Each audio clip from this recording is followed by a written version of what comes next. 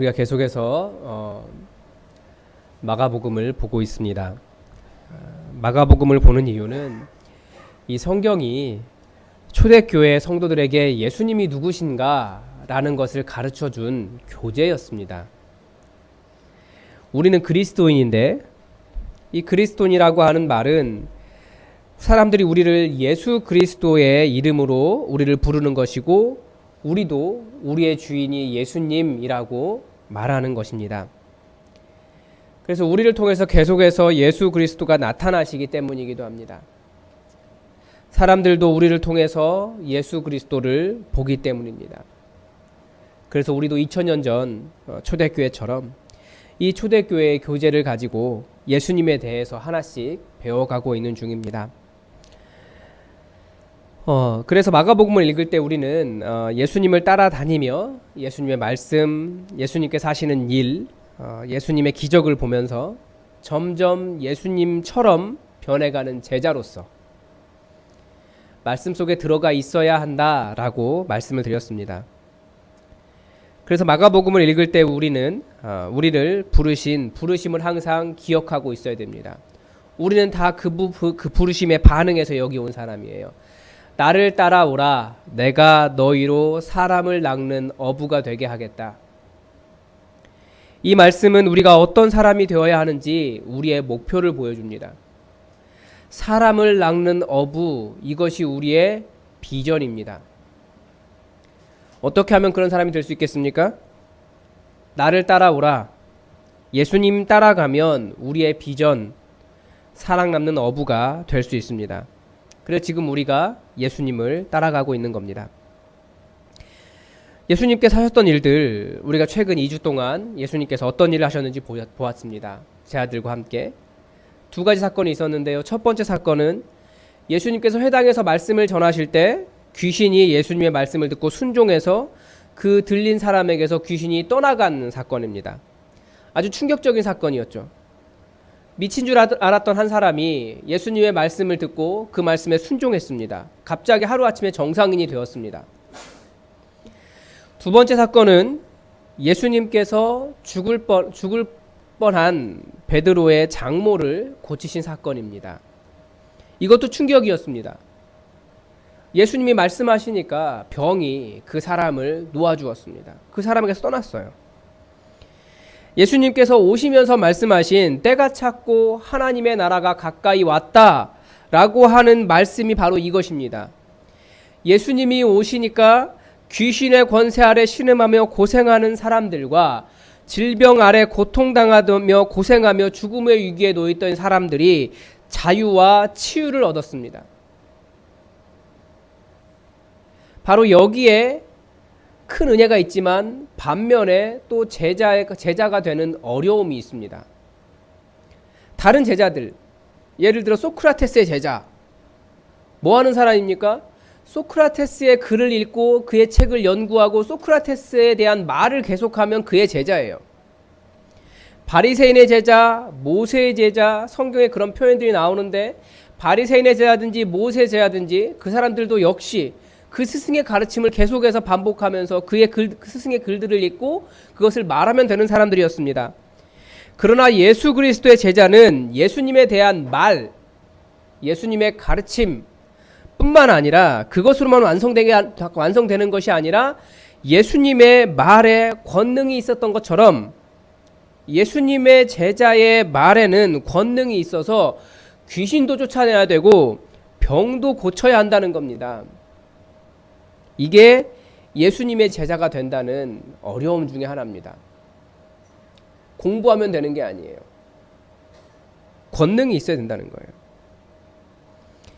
오늘 본문은 예수님께서 보여주신 그 충격, 그 권능이 어떻게 가능한 것이었는지, 어디에서 나왔는지를 가르쳐 줍니다. 다시 한번 기억하십시오. 성경은 가르쳐 주지 않고 보여줍니다. 지금 성경은 예수님의 제자들, 그 제자들의 제자들이 기록한 책이에요. 예수님은 글을 쓰지 않으셨어요. 왜냐하면 계속해서 보여주라고. 그 안에 들어가서 예수님의 능력을, 그 성령님의 권능을 경험한 사람들은 다시 하는 거기 때문에 보여주라고 한 것이 성경의 의도예요. 그래서 우리도 예수님께서 제자들을 가르치셨던 그때처럼 예수님을 따라가고 예수님의 말씀을 듣고 예수님 하시는 일을 보았으면 좋겠습니다. 35절을 함께 볼까요? 예수님의 오늘 첫 번째 행동이 뭐냐면 새벽 아직도 밝기 전에 예수께서 일어나 나가 한적한 곳으로 가사 거기서 기도하시더니. 예수님을 따라가 보자고요. 새벽 아직도 밝기 전에. 그 시간은 빛이 없는 아주 이른 시간이에요. 성경은 사실은 새벽이라고도 이야기하지 않고 원어는 그냥 밤이라고 되어 있어요. 빛이 없는 밤. 말 그대로 하면 새벽 시간인데 우리로 하면 아주 깊은, 빛이라고는 전혀 없는, 다른 사람들은 모두 다 깊이 잠든 그런 시간이었습니다. 왜 아무런 빛도 없는 그 새벽에 그저 어둡고 모두가 잠든 시간, 그 새벽은 어쩌면 그 시대를 살아간 사람들의 영적인 어두운 상태를 보여주는 걸 수도 있습니다. 왜 영적으로 어둡고 잠들었을까요? 하나님을 몰랐으니까요. 하나님을 기대하지도 못했으니까요. 예수님께서 오셔서야 보여주신 일이지 하나님께서 역사하실 수 있다는 것을 기대하지 못했어요. 그렇기 때문에 하나님을 찾아야 한다는 생각도 하지 못했고 하나님에 대한 관심도 없었습니다. 이 시간은 그 시대의 영적인 상태를 대변하듯이 어둡고 모두가 영적으로 잠든 시간이었습니다. 그런데 그 시간에 예수님께서 일어나셨고 예수님은 그 시간에 기도하셨습니다. 예수님이 그 새벽 어두움을 깨셨습니다. 곧 밝은 아침이 올 것이라는 것을 기대할 수 있는 이유는 예수님 때문이었습니다. 기도도 마찬가지입니다. 아무리 깊고 어두운 때라 할지라도 기도하면 그 어둠을 밝힐 수 있는 빛이 되고 곧 아침이 온다는 것을 알 수 있게 합니다.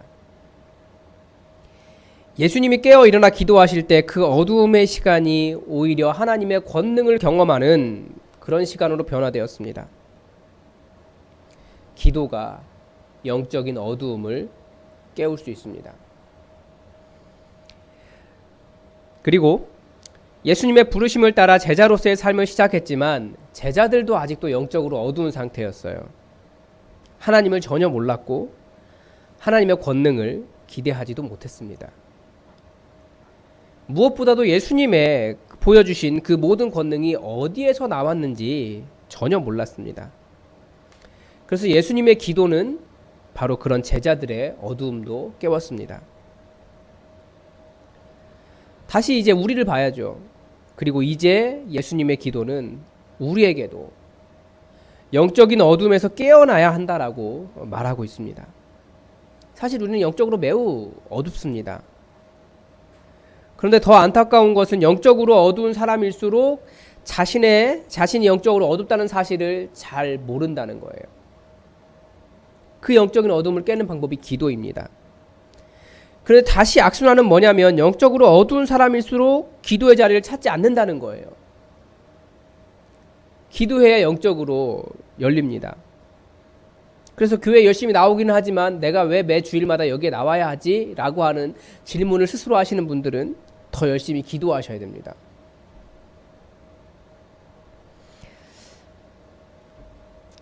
예수님의 새벽 기도는 또 하나 뚜렷한 목표를 가지고 있었습니다. 우리는 보통 기도할 때 우리의 기도의 목표는 뭐냐면 어떤 소원을 아뢰는데 기도 시간을 사용합니다. 맞습니다. 기도는 하나님께 우리의 소원을 아뢰기 위해서 합니다. 그래서 아까도 말씀드렸지만 2월 마지막 주 새학기가 시작되는 시기에 우리는 봄 특별 새벽 기도를 하려고 하는데 제가 성경을 보다 보니까 정말 위대한 기도들이 많이 있더라고요. 그래서 기도의 명순간들 정말 셀 수 없지는 않지만 겨우 6번, 5번 이렇게 해서 가능한지 모르겠지만 성경의 인물들이 하나님께 드린 위대한 기도들을 함께 보면서 함께 그 은혜를 나누려고 합니다. 어떤 사람의 기도는 한 민족을 살렸고요. 어떤 기도는 시간을 되돌렸고요. 어떤 기도는 생명의 위기에서 벗어났고요. 어떤 기도는 사탄의 왕국을 무너뜨렸습니다. 심지어 이 땅에서 죽은 자들의 기도도 성경에 나와요. 소원을 말하는 것이 기도 맞습니다. 그러나 예수님이 보여주신 기도에는 한 가지 좀 다른 점이 있어요. 왜 다르냐면 예수님은 하나님이시잖아요. 예수님에게 어떤 소원이 있어서 예수님께서 기도하신 것이 아니라는 거예요. 그 한마디를 잘 보여주는 것이, 그 차이를 보여주는 것이 바로 한적한 곳입니다. 한적한 곳이 광야 한 곳 이렇게 표현되거든요. 그러니까 예수님께서 광야 한 곳으로 가셨다라는 것이기도 하지만 마을에서 벗어난 곳이기 때문에 그냥 사람 없는 곳으로 가신 겁니다. 예수님의 기도는 어떤 소원을 아뢰는 기도의 시간이기보다 아무에게, 그 누구에게도 방해받지 않고 하나님을 만나는, 하나님과 만나는 시간으로 이해하는 것이 맞습니다. 그러니까 예수님의 기도의 목표는 소원의 성취가 아니라 여호와 하나님을 만나는 것입니다. 다시 그런데 질문을 하면 예수님은 하나님이시니까 계속해서 하나님을 만나고 있는 것 아닙니까? 물론 그럴 수도 있겠죠. 그러나 인간이신 예수님을 또 생각해 보면 우리 인간은 어떻습니까? 이 관계라고 하는 것은 한 사람에게 집중할 때 그 관계가 맺어지고 그 관계가 깊어집니다. 이렇게 상상해 보겠습니다. 제가 어떤 카페에 들어갔어요. 들어가자마자 가장 먼저 눈에 띈 것은 누구냐면 한 커플이었습니다. 별로 재미도 없는 것 같은데 주변의 시선에는 아랑곳하지도 않고 어찌나 사랑하는지 서로 손을 꼭 붙잡고 서로를 바라보고 있는 거죠. 그런 광경들이 특별히 본 것 같지는 않지만 또 항상 보는 것 같은 그런 광경 아닙니까? 뭐 재미도 없는데 자기들은 재밌다고 깔깔거리고 웃고 있어요. 또 다른 커플이 있습니다. 이 커플은 분위기가 완전 딴판입니다. 둘이 앉아있기는 한데 한 사람은 음악 듣고 있고 헤드폰 끼고 한 사람은 스마트폰으로 게임하고 있는 거예요. 아무런 말도 없었고 그냥 한 공간에 있을 뿐입니다. 어떤 커플이 더 사랑하고 어떤 커플이 더 서로의 관계를 충실한 겁니까? 우리는 잘 알아요. 정말 사랑하는 관계라면 더 많은 시간을 함께 서로에 대해 집중하면서 보내는 것이 사랑의 관계입니다. 사랑의 관계란 누구에게도 간섭받지 않고 얼마나 그 상대에게 집중하느냐, 그것을 통해서 그 깊이를 알 수 있습니다. 바로 예수님의 기도는 그런 기도였습니다. 누구에게도 간섭받지 않고 아버지께만 집중하며 사랑의 관계를 나누는 관계적인 기도였습니다. 소원을 아뢰는 기도는 자칫 하나님을 자판기처럼 생각할 수 있어요. 이 버르장머리 없는 아들 같은 거죠. 아버지를 별로 존경하지도 않고 아버지와 대화하지도 않으면서 아버지를 사랑하지도 않으면서 맨날 돈만 내놓으라고 하는 것과 같습니다.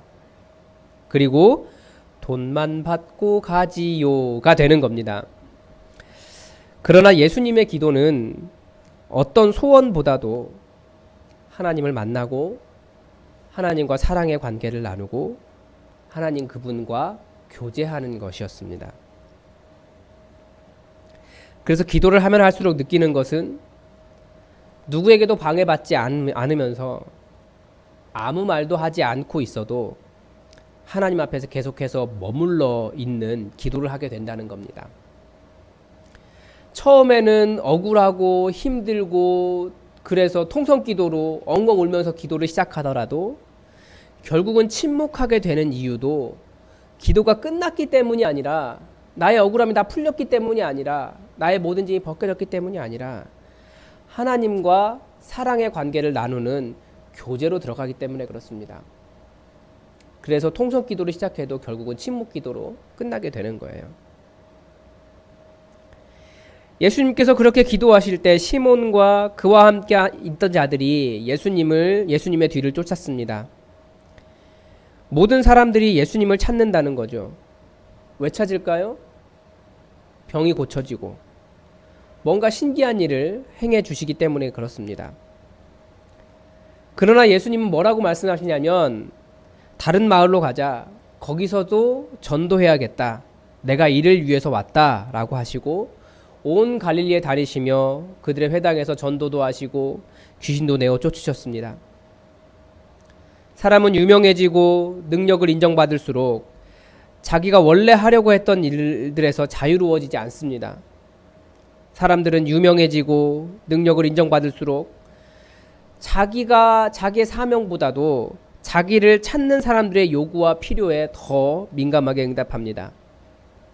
결국 그것이 과도해지면 자신의 모든 에너지를 전부 다 소진하고 지치게 되죠. 그런데 예수님은 기도를 마치시고 난 이후에 사람들의 필요에 응답하시기보다 내가 이를 위하여 왔다, 하나님의 필요에 응답하시고 소명, 사명을 찾아가셨습니다.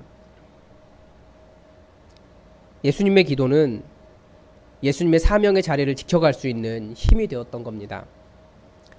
그래서 기도를 하면 할수록 내가 해야 할 일이 무엇인지 알게 되고, 내가 무엇 때문에 부르심을 받았는지, 내가 어디로 가야 하는지, 내가 다른 사람의 필요에 응답하더라도 소진되지 않는 법을 가르쳐 줍니다.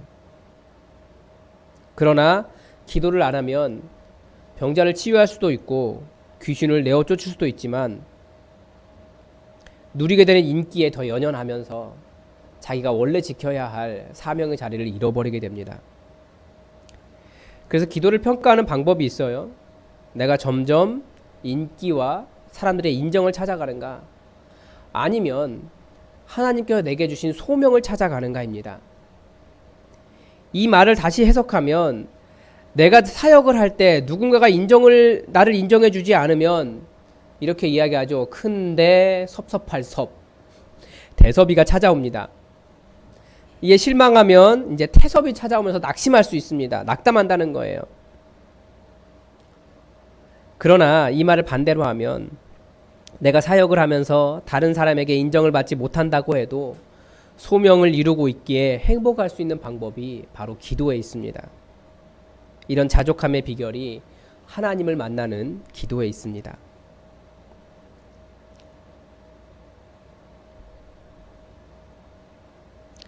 이제 우리는 기도의 개념을 바꿔야 됩니다. 기도란 내 소원을 올려드리는 것이기도 하지만 그것보다 여호와 하나님을 만나는 시간입니다.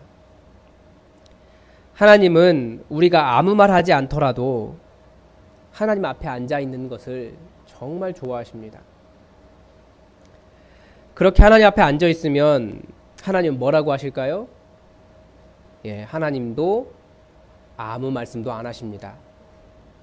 그러나 그런 기도의 시간이 깊어질수록 아무 말은 없는데 그 가운데 계신 하나님을 느낄 수 있어요.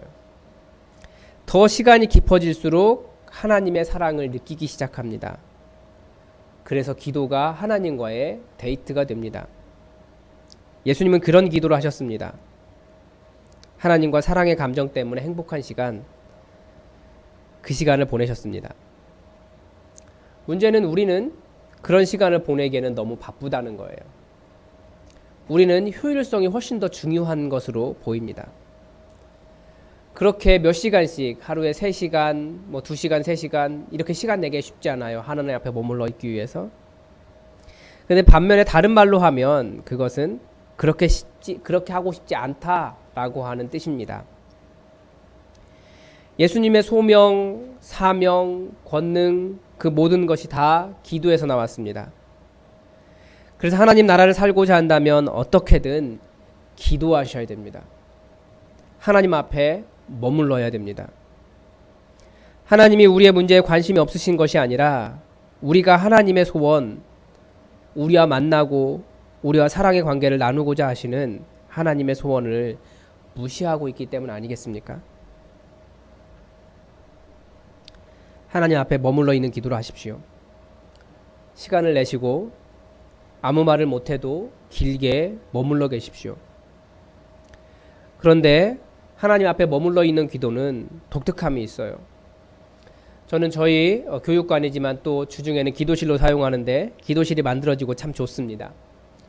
어떤 날은 몇 시간씩 거기에 앉아만 있습니다. 어떻게 보면 여러분처럼 직장 생활을 좀 다르게 하는 목사만의 특권이겠죠. 그런데 하나님 앞에 앉아 있을수록 점점 야곱이 야복강에서 거기서 밤새 하나님과 하나님의 은혜를 구하며 씨름했던 것과 같은 그런 마음이 일어납니다. 그 자리를 빠져나올 수가 없어요. 하나님과 싸우는 것은 아닌데 씨름하는 기도가 되더라고요. 그래서 저도 요즘 기도의 맛을 좀 다르게 배워가고 있습니다. 왜 기도에서 능력이 나오고, 왜 기도에서 천국이 나오고, 왜 기도에서 사명이 나오고, 왜 기도에서 갈 길이 보이는지를 알고 있는 거예요. 혹시 요즘 세상 사는 게 너무 힘드십니까? 잠시 멈추십시오. 그리고 기도의 자리로 나오십시오. 거기에 천국이 나옵니다. 요즘 내 능력의 부족함을 경험하십니까? 기도의 자리에 머물러 보십시오. 어디로 가야 할지 모르시겠습니까? 기도의 자리로 한적한 시간에 하나님 앞에 머물러 보십시오. 마음의 소원이 있으십니까? 우리 기도실이든 예배당이든 전기세 두려워하지 마시고 그냥 틀어놓고 따뜻하게, 여름에는 시원하게 그렇게 해놓고 하나님 앞에 머물러 계십시오. 그러려고 이 공간이 있는 거예요. 기도하라고. 일주일에 한 번 예배 드리려고만 있는 곳 아니에요. 말씀을 마치겠습니다. 우리 교회 홈페이지에 강동구 장로님께서 수필을 계속 올리십니다. 최근에도 하나가 올라왔더라고요. 참 좋아요. 강동구 장로님의 수필은. 그런데 기도에 대한 글을 올리셨더라고요. 감사하게도 30년을 설교해도 설교가 어렵다는, 두렵다는 어떤 목사님의 이야기를 통해서 제 고충도 이해해 주셨고요. 그리고 예배부에서 대표 기도를 부탁드리면 집사님들이 다들 좀 많이 거절하시는 것 같은데 만사를 제쳐놓고 승낙해 주시기 바랍니다. 근데 거기에 한 구절이 계속해서 기억에 남았습니다. 가장 쉬우면서 가장 어려운 게 기도라고 하는 구절입니다. 가장 쉽기 때문에 무시하는 걸까요? 아니면 가장 어려워서 못하는 걸까요? 그런데 예수님은 제자들에게 기도하는 모습을 계속 보여주셨습니다. 하나님 앞에 머물러 있는 일을 못하는 사람은 아무도 없기 때문입니다. 많이 배운 사람도 하나님 앞에 머물러야 합니다. 많이 못 배운 사람도 하나님 앞에 머물러 있을 수 있습니다. 어려도 할 수 있습니다. 나이가 많아도 할 수 있습니다. 신분과도 관계가 없고요. 학력과도 관계가 없고요. 성별과도 관계가 없습니다. 하나님 앞에 머물러 있는 것은 누구나 다 할 수 있는 거예요. 그래서 천국은 모든 사람에게 열려 있는 겁니다. 예수님의 권능은 모든 사람에게 열려 있는 겁니다. 그래서 초대교회는 어부들의 손을 통해서 세워졌습니다.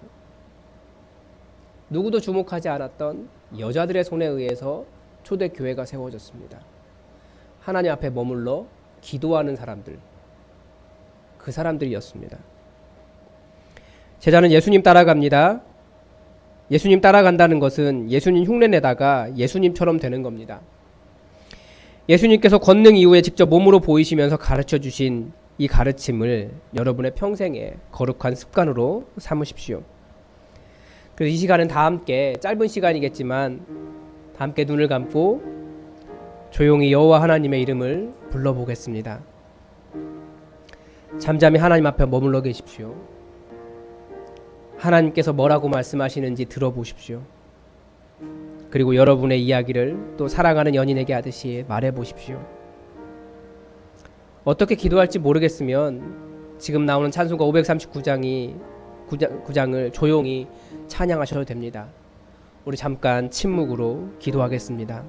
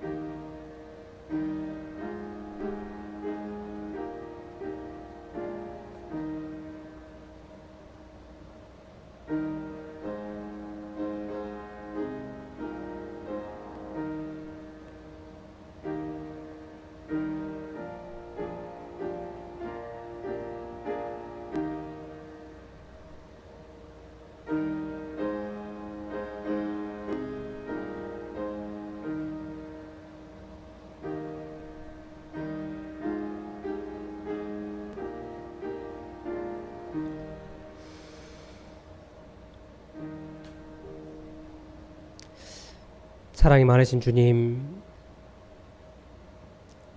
예수님의 그 능력과 예수님의 그 사역의 힘이 어디에서 나오는지를 우리는 예수님의 모습 속에서 봅니다. 예수님이 어떤 기도를 어떻게 하셨는지 우리는 잘 모르지만 우리도 예수님의 모습을 따라갑니다.